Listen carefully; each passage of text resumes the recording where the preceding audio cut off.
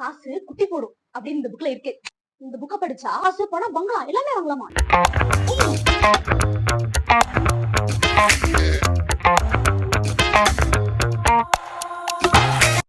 Hey fam, welcome back to our channel. இந்த ஒரு விஷயம் என் லைஃப்ல மாத்துற மாதிரி உங்க லைஃப் மாறுமான்னு எனக்கு தெரியல. பட் இதை கேட்டீங்கன்னா கன்ஃபார்ம் உங்க லைஃப் மாறும் நான் நினைக்கிறேன். புக்கு என்னடா புக்கா? ஆமாங்க, அந்த புக்கு தான். அது என்னடா அப்படிப்பட்ட புக்கு அப்படின்னு நினைச்சீங்கன்னா, rich dad poor dad. Rich dad poor டேடா? என்ன எப்பயும் போல ஒரு அப்பா இருப்பாரு, ஏழை ஒரு அப்பா இருப்பாரு. அவர் வந்து திடீர்னு வேலை செஞ்சு பணக்கார் ஆயிருவாருன்னு தான் நினைச்சீங்க. தப்பு, அதுதான் தப்பு. நம்ம சின்ன வயசுல எல்லாம் புக்குக்குள்ள மயில் இறக வச்சு அது குட்டி போடுமான்னு பாத்துட்டு இருப்போம். ஆனா கொஞ்சம் வளர்ந்தக்கு அப்புறம் தான் தெரியும் மயில் இறகு குட்டி போடாதாமா. அது இல்லாம அம்மா கிட்ட திருடிட்டு வந்து அரிசியெல்லாம் போட்டு வளர்த்துருப்போம். ஆனா அது குட்டியே போட்டிருக்காது. அதே மாதிரிதான் நம்ம பெரியவங்க ஆனாலுமே பேங்க்ல போய் அமௌண்ட் போட்டு அது ஜட்டி போடுமா, சாரி குட்டி போடுமா அப்படின்ட்டு பாத்துட்டு இருக்கோம். தவிர கொஞ்ச நாளுக்கு அப்புறம் அது இன்ட்ரெஸ்ட் போடும். அது கொஞ்சமான அமௌண்ட் தான் போடும். அதை பார்த்தோன்னே நம்மளுக்கு ரொம்ப கவலையாயிடுங்க. அந்த மாதிரிதான் இந்த புக்ல நம்ம அமௌண்ட்டை எப்படி சேவ் பண்ணணும்னு இந்த புக்ல இருக்கு. கியோசுகி நாகசாகி இவர் பாத்தீங்கன்னா இவருக்கு ரெண்டப்பா. என்னடா ரெண்டப்பாவா அப்படின்னு கண்டென்ட்குள்ள வேற இடத்துக்கு போனீங்கன்னா கண்டென்ட் மிஸ் ஆயிடும். அது நம்மளுக்கு தேவையில்லை. புவர் டேட், ஒருத்தவங்க ரிச் டேட். இந்த காசு கொஞ்சமா வச்சிருக்காங்க பாருங்க, அவங்களோட கண்டென்ட்டும் இதேதான். என்னடா சொல்றது ஒண்ணுமே புரியல அப்படின்னா வாங்க டீடைலா சொல்றேன்.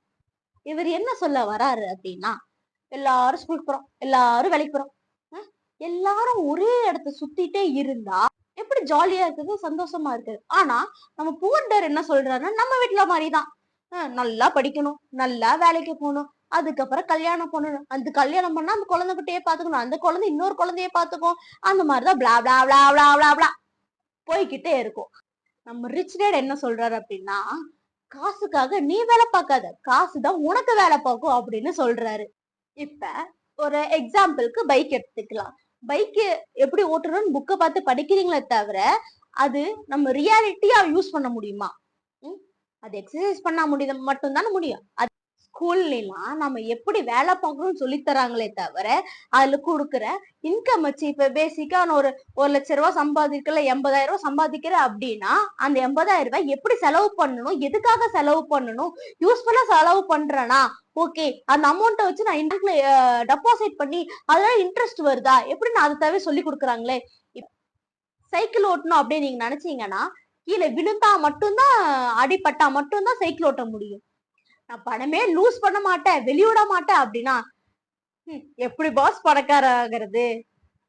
வால் ஸ்ட்ரீட்ல ஒரு விஷயம் எழுதி வச்சிருப்பாங்களாம். அது என்னடா, என்ன எழுதி வச்சிருப்பாங்க அப்படின்னு பாத்தீங்கன்னா, greed is God அப்படின்னு எழுதி வச்சிருப்பாங்களாமா.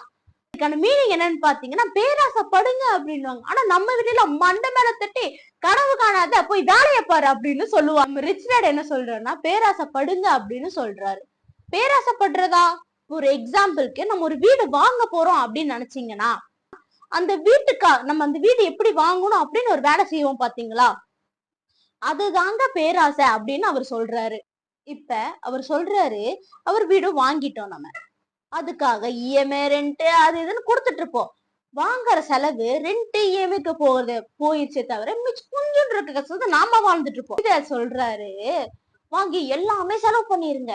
அப்ப ஐயோ 2 இஎம்ஐ கட்டுறதுக்கு என்னடா பண்றது அப்படின்னா உங்க மூளை யோசிக்கும், இன்னுமே ஏர்ன் பண்ணணும், இந்த காசு பத்தாது அப்படின்னு உங்க மைண்டுக்கு தோணும். எப்படிடா காசு எப்படா பெருசாக்குறது அப்படின்னு இந்த மூளைக்கு தோணும். அப்பதான் சேவிங்ஸ், இன்வெஸ்ட்மெண்ட் அதுன்னு அப்பதான் குட்டி போடும். சோ பேரசப்படுங்க. அந்த பணத்தை எப்படி குட்டி போட வைக்கிறதுன்னு இந்த புக்ல இருக்கேன், நான் சொல்ல மாட்டேனே. சில பேரு எனக்கு ரொம்ப பெரிய காசெல்லாம் வேணாம், சிம்பிளான வாழ்க்கை வாழ்ந்தா மட்டும் போதும் அப்படின்னு சில பேர் சுத்திட்டு இருப்பார். அப்ப நம்ம ரிச் டேட் என்ன சொல்றாரு அப்படின்னு பாத்தீங்கன்னா, காசே வேணானா அப்புறம் எதுக்கு நீ சம்பாதிக்கிற, எதுக்கு அப்படின்னு ரிச் டேட் கேக்குறாரு. சிம்பிளான வாழ்க்கை போதும் அப்படின்னு நினைச்சீங்கன்னா கூட, எஜுகேஷனுக்கு காசு வேணுமா, சாப்பிடறதுக்கு காசு வேணுமா, ட்ரெஸ் வாங்குறதுக்கும் காசு வேணும்ல, யாரும் சும்மா ஃப்ரீயா கொடுக்க மாட்டாங்கல்ல, அதுக்கும் காசு வேணும்ல. காசு தேவைப்படுதுன்னு தெரியுதுல்ல, அந்த காசை வாங்கி எவ்வளவு பத்திரமா வச்சுக்கணும்னு தெரியல. ஒரு குட்டி பாப்பாவை எப்படி பாத்துப்போமோ அந்த மாதிரி பத்திரமா வச்சு பாத்துக்கணும்னு இல்ல, அது எப்படி குட்டி போடணும்னு இந்த புக்ல இருக்கு, வாங்கி படிக்க நான் சொல்ல மாட்டேன். ஆனா இவருக்கு ஏன் எஜுகேஷன் மேல இவ்வளவு கோவம் இருக்குன்னு எனக்கு தெரியல. இந்த ஸ்கூல்லாம் ஹிஸ்டரிலாம் படிச்சிருப்போம். அப்ப அந்த ஹிஸ்டரியில இந்த போர் நடந்துச்சு, ஒரு போர் கொலாப்ஸ் ஆயிருக்கும் அப்படின்னு நினைக்கும் போது மறுபடியும் அந்த போர்ல இருந்து ஜெயிச்சாங்க அப்படின்லாம் நம்ம படிச்சிருக்கோம். அப்ப அங்க காசும் விளையாண்டுருக்கும்ல, அந்த காசை எப்படி எல்லாம் யூஸ் பண்ணியிருக்காங்க அப்படின்லாம் சொல்லி கொடுக்கணுமா இல்லையா? ஒரு வயசுல திடீர்னு டவுன் ஆயிடுவான், அப்புறம் திடீர்னு மேல வந்துருவான். வெறும் மோட்டிவேஷன் இருந்தா மட்டும் போதுமா பாஸ்? அதே மாதிரி அந்த காசு எப்படி ரொட்டேஷன் ஆச்சுன்னு அப்படின்னு யாராவது சொல்லி கொடுத்துருக்காங்களா? ஸ்கூல் அண்ட் காலேஜ்ல எல்லாம் எப்படி வேலை பார்க்கணும் அப்படின்னு சொல்லி தராங்களே தவிர மட்டுமே இசுகி நாகசாகி என்ன சொல்றாரு அப்படின்னு பாத்தீங்கன்னா, இப்ப நம்மளுக்கு வர ஒரு 10 ரூபாயோ 20 ரூபாயோ நம்மள மாதிரி 1 கோடியோ இருந்தா கூட அது எப்படி தக்க வச்சுக்கணுமோ அந்த மாதிரி தக்க வச்சுக்கணும். அது தெரியலன்னா நம்ம லைஃப் அப்படின்னு சொல்றாரு. சின்ன வயசுல எல்லாம் எங்க வீட்டு பக்கத்துல வெறும் 10 ரூபாய்க்கு பானிபூரி விற்பாங்க. ஆனா இப்ப 35 ரூபா. வேற வழி இல்ல, நம்ம வாங்கி சாப்பிட்டாலும் சொல்றோம், ஏன்னா பசிக்கும்ல. ஆனா இருந்தாலுமே அந்த 10 ரூபால இருந்து 35 ரூபா எப்படியாச்சு? அதே மாதிரி ஃபர்ஸ்ட் இருக்க கோல்ட் ரேட்டுக்கும் இப்ப இருக்க கோல்ட் ரேட்டுக்குமே சோ டிஃப்ரெண்ட். அப்ப இந்த மார்க்கெட் ஃபுல்லா ஏதாவது ஒண்ணு நடக்குது அப்படின்னு தானே நாம சில பேர் நான் எதுவுமே பார்க்கல, நான் சம்பாதிக்கிற காசை மட்டும் செலவு பண்ணுவேன், என் குடும்பத்தை மட்டும் பார்த்துப்பேன் அப்படின்னா எப்படி பணக்காரன் ஆகுறது? நீங்க ஸ்டாக்ஸ் வாங்குங்க, வாங்காம போங்க. ஷேர் வாங்குங்க, வாங்காம போங்க. இன்கம் டாக்ஸுக்கு எல்லாம் எப்படி பணம் கட்டுறோம்? கவர்மெண்ட்டுக்கு எப்படி போகுது? சில பேர் டாக்ஸ் கட்டாமலாம் இருப்பாங்க. இப்படி சில கொஸ்டின் எல்லாம் இருக்குல்ல, எல்லாத்துக்குமே இந்த கேள்வி எல்லாம் இருக்கும். இதெல்லாம் தெரிஞ்சுக்கணும்ல, ஏன்னா நம்ம தான் பணக்காரங்களா போறோம்ல, இதெல்லாம் தெரிஞ்சுக்கணும்ல. முக்காவாசி பேர் நம்மள என்ன பண்ணுவோம், வர காசு எல்லாம் தூக்கி லைப்ரரியில போட்டுட்டு இருப்போம். ஆனா அவர் என்ன சொல்றாருன்னா, வர காசை அசெட்ல போடுங்க, அந்த அசெட்ல இருந்து வரா மட்டும் தூக்கி லைப்ரரியில போடுங்க அப்படின்னு சொல்றாரு அவரு. இப்போ அசெட்னா என்ன, லைப்ரரியில என்னென்ன அப்படின்னு என்ன கேட்டா எப்படி தெரியுங்க? நான் உங்களுக்கு டீச்சர் கிடையாது இல்ல. சோ நீங்க அந்த புக்ல இருக்கு பார்த்து தெரிஞ்சுக்கோங்க, நான் சொல்ல மாட்டேனே.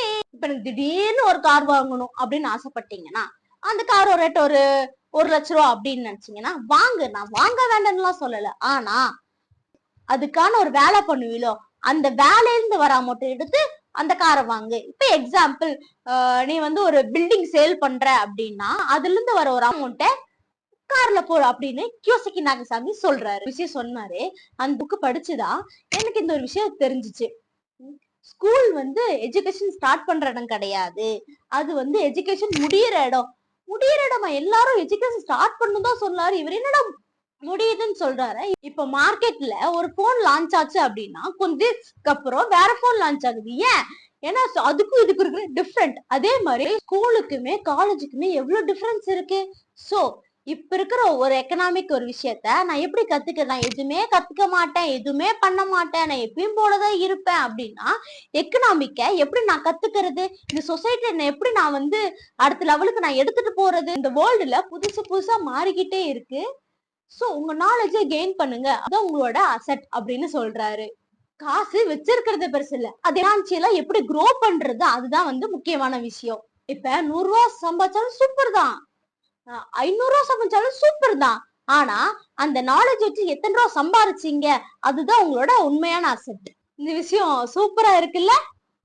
ஜெனரலி 1ஆம் தேதி ஆனா சம்பளம் வரும், அது 25,000 பாதி கால அந்த லாஸ்ட் அந்த 5 டே கஷ்டப்பட்டு துயரப்பட்டு எல்லாம் பட்டு நீங்க ஃபர்ஸ்ட் 10,000 சம்பாதிச்சிருந்து இப்போ 1 லட்சம் சம்பாதிச்ச வரைக்குமே அந்த ஓட்டம் இருந்துட்டே தான் இருக்கும். ஒன்ஸ் நீங்கள் காசுக்காக வேலை பார்க்க ஆரம்பிச்சிட்டிங்கன்னா காசுக்காக அடிமையாயிடுறீங்க. அப்போ நீங்கள் ரேட் ரேசிங்காக மாட்டிப்பீங்க. சம்பாதிக்க காசில் அது ஒரு கமிட்மெண்ட்ஸ் வச்சுருப்பீங்க, கமிட்மெண்ட்ஸுக்காக வேலையை விட முடியாது. ஸோ எப்படி காசெல்லாம் சேவ் பண்ணும் அப்படின்னு வித்தைகளை கற்று வச்சிட்டிங்கன்னா, 40 வயசுல எப்படி சேவ் பண்ணணும் வித்தைகளை கற்று வச்சிட்டிங்கன்னா 40 வயசுக்கு மேலே விருப்பப்பட்ட வேலைக்கு போக இல்லைன்னா பேங்க்கில் அது பாட்டுக்கு குட்டி போட்டுட்டு இருக்கோம். அவர் என்ன சொல்கிறாருன்னா, இனிஷியல் ஸ்டேஜில் கொஞ்சம் கஷ்டப்படுங்க, அது பாட்டுக்கு பேங்க்கில் போய் அமௌண்ட் பண்ணிங்கன்னா அது பாட்டுக்கு குட்டி போட்டு ஜாலியாக இருக்கலாம் லைஃபு. ஸோ இதோட இந்த வீடியோவை முடிச்சுக்கிறேன். தேங்க்யூ ஃபார் வாட்சிங்.